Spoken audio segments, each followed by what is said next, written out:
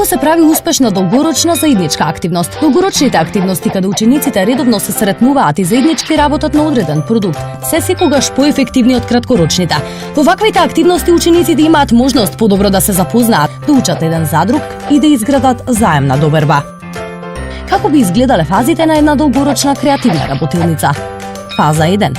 Наставниците организираат активности каде учениците од мешаната група можат подобро да се запознаат меѓу себе.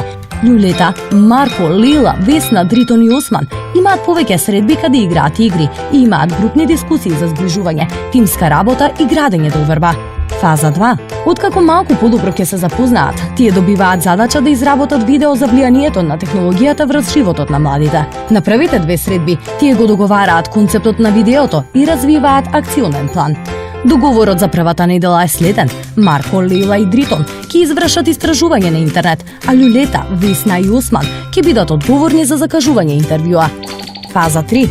Во следните неколку недели тие имаат заеднички средби еднаш неделно. Еднаш снимаат изјави од нивните соученици. Потоа имаат интервју со експерт за социјални медиуми, а еднаш одат во старата чаршија за да ги сликаат младите кои си чепкаат во своите телефони додека седат на кафе со друштвото.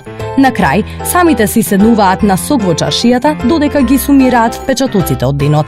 Фаза 4. Доаѓа време за монтирање на видеото. Неколку пати се сретнуваат во кабинетот по информатика, потоа работат дома кај Осман и Весна, а кога веќе се таму и гледаат заедно еден добар филм.